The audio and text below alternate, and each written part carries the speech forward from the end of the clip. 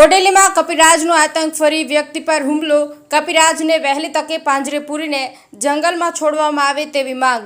બોડેલીના અલીપુરા વિસ્તારમાં કપિરાજનો આતંક યથાવત. ફરી એક વ્યક્તિ પર કપિરાજે હુમલો કરતા ગંભીર ઇજાઓ પહોંચી છે. નામ બિપિનભાઈ ધીરુભાઈ ગાવિત છે. હું સમર્પણ સોસાયટીમાં રહું છું.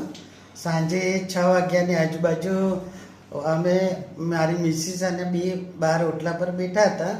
પછી હું પાછળ હાથ ધોવા માટે ચોકડીમાં નળ ચાલુ કરીને હાથ ધોયો અને નળ બંધ કરીને પછી હું અંદર ઘરમાં આવતો હતો.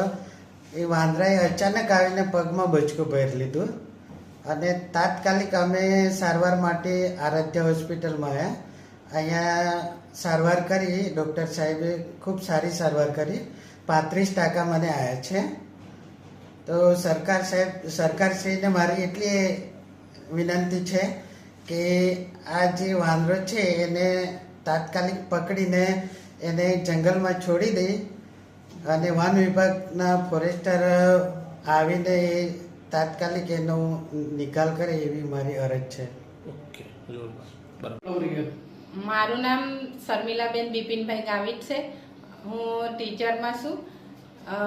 સમર્પણ સોસાયટીમાં અમે ભાડેથી રહેતા છે ને અમે 2 જણ બેઠા હતા ને ખાસા બધા વાંદરાઓ હતા.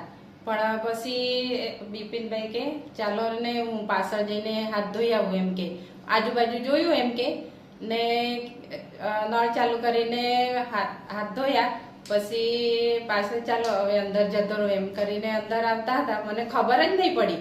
એમને બૂમ પાડી ત્યારે મેં તો આવીને જોયું તો ખાસું બધું એ થઈ ગયેલું છે. તો મારી એટલી વિનંતી છે કે આ વાંદરાને એ પકડી લઈ જાય વન વિભાગ વાળા, એવી મારી એટલી વિનંતી છે. કેટલા ટકા આવ્યા એમને? છે ને 35% આવેલા છે. આરાધ્ય હોસ્પિટલમાં આવેલા છે.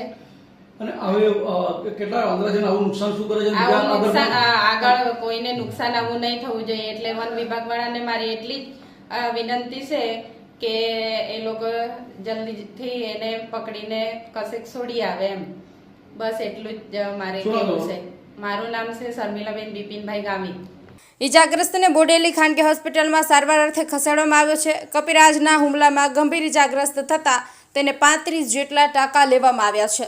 અલીપુરા વિસ્તારના લોકો ઘરની બહાર જતા કપિરાજ હુમલો કરશે તેવી દહેશત ઊભી થવા પામી છે. કપિરાજને વહેલી તકે પાંજરે પૂરીને જંગલમાં છોડવામાં આવે તેવી માંગ આ વિસ્તારના નગરજનો કરી રહ્યા છે. ઓકે. હું ડૉક્ટર ધવલ રાઠવા છું.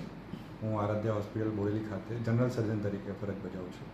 અમારી હોસ્પિટલમાં લગભગ 50 વર્ષના દર્દી આવેલ છે જેમને અત્યંત ગંભીર ઈજા પગના ભાગે વાંદરા કરડવાના કારણે થયેલી હતી.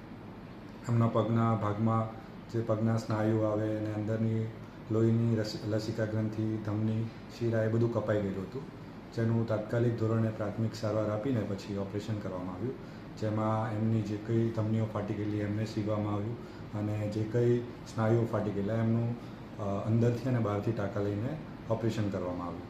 જેમાં લગભગ અંદરની સાઈડ 30 થી 35 જેટલા ટાંકા આવ્યા છે અને બહારની સાઈડ 20 જેટલા ટાંકા આવ્યા છે. એમને પ્રાથમિક ઉપચાર આપીને પછી જે વાંદરું કડ્યું છે એના માટેના ટાંકા અને વધુ સારવાર હેઠળ આપણે અહીંયા આગળ હોસ્પિટલમાં દાખલ કરવામાં આવે છે. ઓકે.